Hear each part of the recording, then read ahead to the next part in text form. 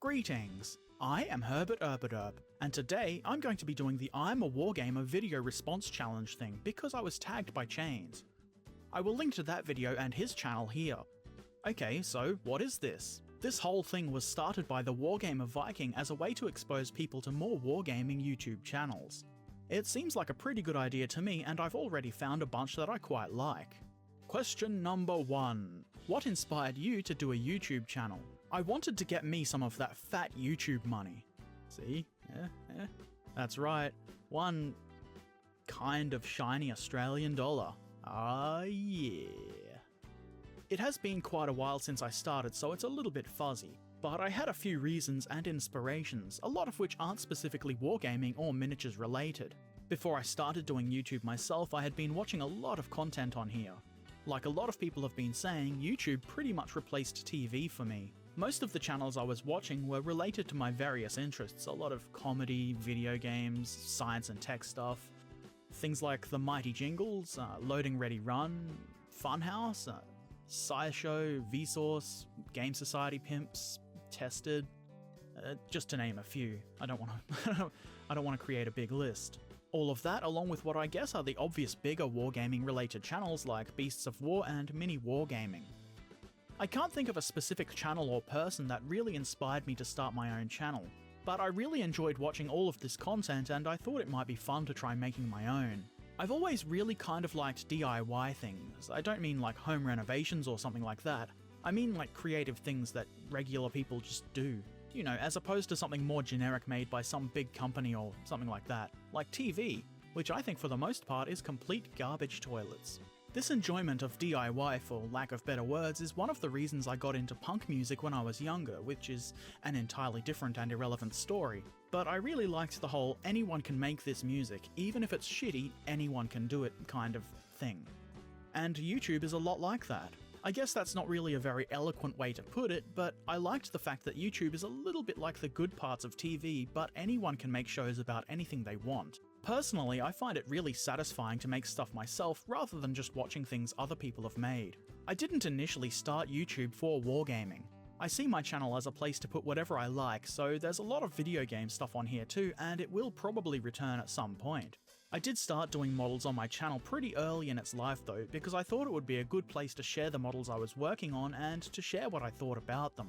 I also figured maybe I could help people by sharing the things I learned from my own mistakes and general hobby experience. There have been times where I've got stuck building a model and thought a video about building this kit would be really helpful, but I just couldn't find one. And I figured I could do that. Also, I thought it would be a good way to improve my confidence with speaking. I'm not a very good speaker, and I do still spend a lot of time recording and editing the voiceovers for my videos before I can be satisfied with them. But I have found making videos to be quite helpful in that regard. I am trying my best to keep the editing and re-recording to a minimum in this video, so I probably won't end up being that happy with it. But whatever, is no problem, is good strong video. I'm a sensible man. The reason I do that editing is because I want to put out the best quality videos that I can. I'm not satisfied to have stammering and ums and ahs and mistakes in my videos. Though I guess I do make mistakes when I put models together, so it happens. Fortunately, that's what commenters are for, so I do appreciate being corrected on things when I get them wrong. Thank you. Question 2. Where do you want your channel to go? Nowhere. I like it exactly where it is. Ha ha ha, I'm so funny. To be honest, I don't really know. I do occasionally have daydreams about having a channel with a bunch of fun and interesting people doing a lot of content as an actual job, kind of like Funhouse or something, or I guess maybe a bit more like Beasts of War if it's something more wargaming related. It's not an actual plan or anything like that. Realistically, I would like to keep growing and having fun making videos. Hearing from subscribers and learning more as I go. If you're not having fun and learning, what's the point? I don't really have any kind of long-term plan for this, I've never really been good at that sort of thing. Question 3. Did I already make that joke? Where do you see your channel in 5 years' time? In the world of tomorrow! This is always the worst question in job interviews. Also, it's a bit like the previous question. I guess if YouTube is still around and we don't have something new like virtual reality hover tube or something, then hopefully I'd like to still be making the best videos I can, probably with more subscribers, lots of people commenting and sharing their opinions and knowledge. Sounds good to me. Question 4. Do you have any advice for people starting YouTube? In writing down what I wanted to say, I realised that I have a lot of opinions about making videos and what I do and don't like. I'm going to try and keep it quick. I guess if you want me to elaborate on anything, let me know in the comments and I might go into more depth in Ask a Herbert Erpaderp or something. As always, my advice is worth what you pay for it and people will have different opinions, which is fine. Firstly, make videos for yourself about things that excite and interest you. It is good to take what other people want to see into account, but if there are things that you really want to do them. If you're not enjoying what you're doing, there isn't really much point. Second, put a bit of effort into your videos. You don't have to have the fanciest equipment or study video editing or anything like that, but you should at least put some effort in. And be aware that YouTube can be a lot of work. This does of course depend on how much work you're willing to put in, but there is definitely potential for it to be a lot of work.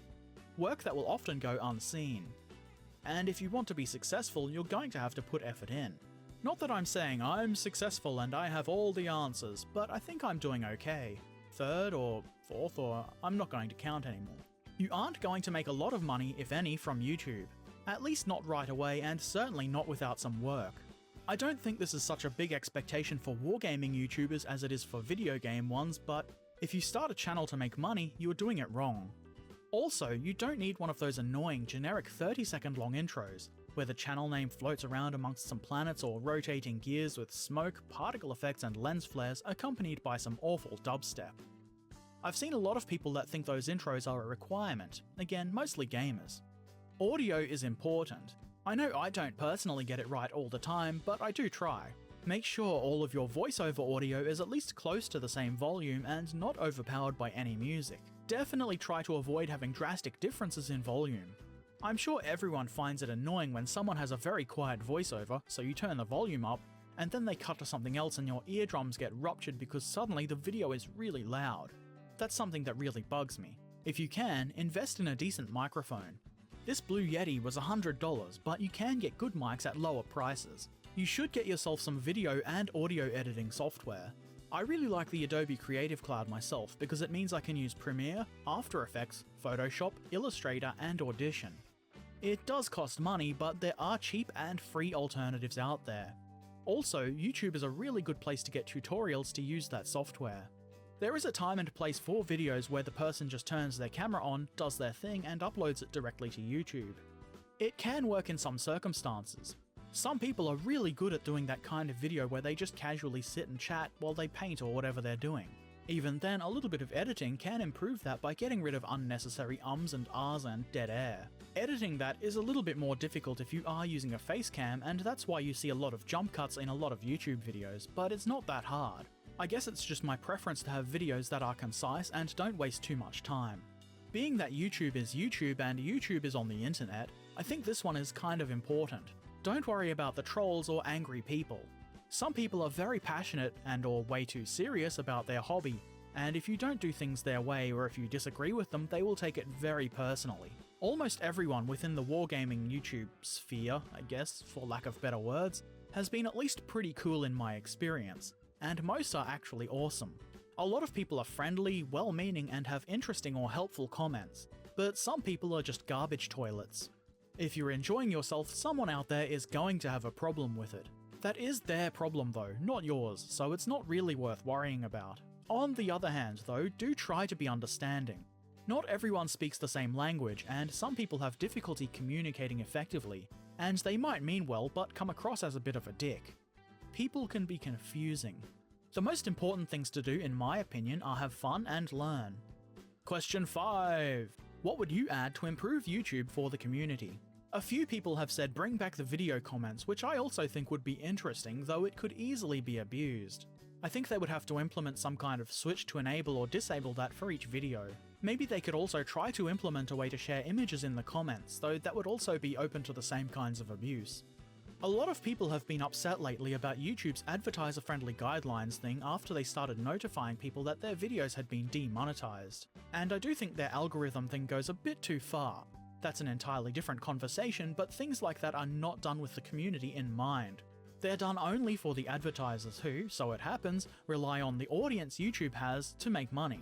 I'm of the thought that YouTube should try to avoid making changes like that which have potential to hurt creators and thus the community and thereby their income. Also, someone else, I've forgotten who, said that a way to contact YouTube would be a really good idea. So much of the site is automated, which does make things quite a hassle if you actually need to contact them. I'm just getting rambly now, aren't I? Okay, so those were my answers, and now I have to nominate 3 more people. Who do I want to nominate? I think I need a little bit more time to think on this one. I'm not going to subject you to that. I'm going to use the magic of editing. Ooh, I'm not going to do any fancy cuts here, just gonna...